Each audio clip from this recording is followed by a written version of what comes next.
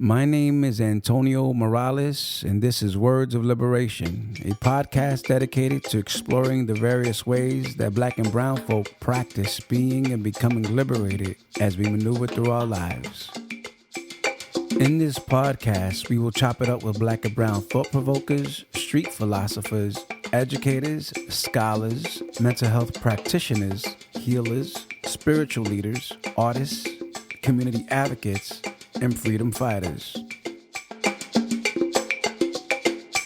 Words of Liberation is presented by the Liberated Self Therapeutic Services, LLC, a mental health private practice dedicated to supporting Black and Brown folk with transcending the adverse impact of white supremacy.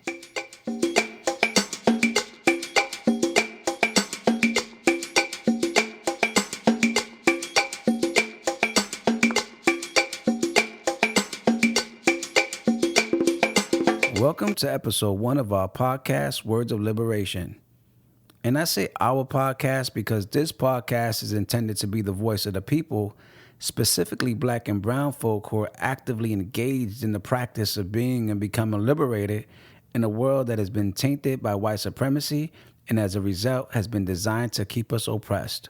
Now, before we kick off this podcast, I want to share my intentions for starting this podcast, because I know that sharing my intentions will not only provide some clarity for our listeners, but it will also support in setting the tone for all future episodes. Considering what's going on in these United States of America, I think it's important that Black and Brown folk cultivate spaces where we can affirm, nurture, and motivate each other to step into our greatest potentialities, especially as we're forced to endure and overcome adversities that have been placed in our way by design.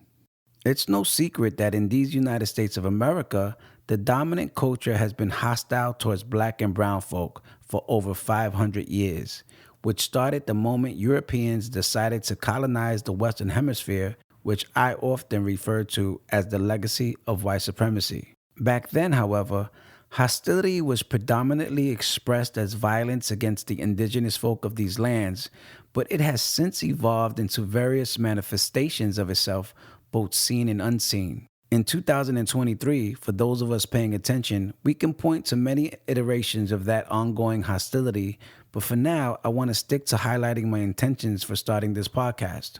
First, I just want to say that I'm fully convinced that podcasting can be used as a powerful tool in a world that's filled with sound bites and propaganda intended to keep us sedated by delusion. Podcasting is an alternative way to engage in conversations and share ideas that have not been held hostage by those who are actively working against the psychological revolution and metaphysical evolution of Black and Brown folk.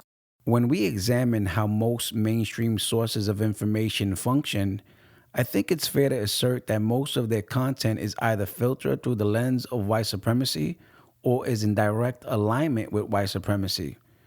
Hence, through mainstream sources of information, there's no real messaging that actually encourages or supports the liberation of Black and Brown folk. Beyond that, however, it's important to note that in these United States of America, there has always been concerted efforts to either silence or erase the voices of Black and Brown folk, especially when we are engaged in spreading our messages of liberation or speaking truth to power. Today's attacks on African American studies, critical race theory, and even diversity, equity, and inclusion are specifically intended to stop us from spreading our messages of liberation or speaking truth to power. Because whether we want to accept this harsh reality or not, the dominant culture does not want us to be free, neither in mind, body, or spirit. Because according to white supremacy, we are not allowed to coexist on this planet and have not been given permission to move through life as whole and complete human beings. I don't say that in submission to white supremacy or as a practice of self-deprecation. I say that as an honest take on what we're up against. And giving language to what we're up against does not give it more power. Because this is not a conversation about the law of attraction. This is a conversation about something toxic that has been forced upon us and infused into our society and environment, which we were born into, and is adversely impacting the lives of Black and brown folk across generations and communities. And as a result, white supremacy contributes to a particular type of vibrational dis-ease that has infected Black and brown folk at the core of who we are. And it has been effective at infecting our peace of mind, skewing our perception of reality, and thwarting our relationship to the self and each other. That said, I know I just said some ish that might make some folk feel a certain way. But liberation work consists of us having to reckon with some of the harsh realities that we're up against. But I think this is the perfect time to get into the intentions of this podcast, just to make sure that I'm clear about the intentions of this podcast.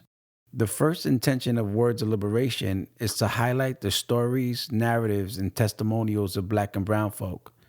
Because not only does that allow us to hear and see each other, but it provides us with an opportunity to validate our historical and current collective experience under the spell of white supremacy. The second intention of Words of Liberation is to celebrate our insights and breakthroughs as we maneuver through hostile conditions. And this is an important intention because we need to be able to distinguish and identify what we're learning as we're working through the toxicity of white supremacy, because those lessons become our antidotes. Finally, the third intention of Words of Liberation is to normalize our lived experience as we transcend the chaos and confusion of white supremacy. And to be able to normalize something is to make it accessible and tangible to those who doubt our capacity to liberate ourselves from the psychological shackles of white supremacy. And just so you know, I'm specifically sharing these three main intentions as my way of grounding Words of Liberation in something worth listening for. Because I know y'all could be spending your free time doing something else, so I want to honor that by making sure you get the most value from what you're listening for. Now, before I end, I just want to be clear about something. I know and understand that whenever I mention white supremacy, which I have done throughout this episode, some folk assume that my intention is to engage in a dialogue that's meant to reinforce the oppression of Black and brown folk while submitting to a perpetual state of victimization. I also know and understand that whenever I mention white supremacy, some folk assume that my intention is to villainize white folk who are the main beneficiaries of white supremacy while blaming them for the adversities that Black and brown folk have to endure. But those types of assumptions completely miss my point. And I assert that folk who assume those things don't necessarily understand the nuanced complexities of white supremacy to begin with, at least not from a sociological perspective. But that's because, as I've witnessed over and over again, most folk get thrown off by the moralistic dilemma of white supremacy, and then they lose the capacity to examine it objectively, which prevents them from seeing it for what it is. And considering the world we live in, that makes sense, and I get it.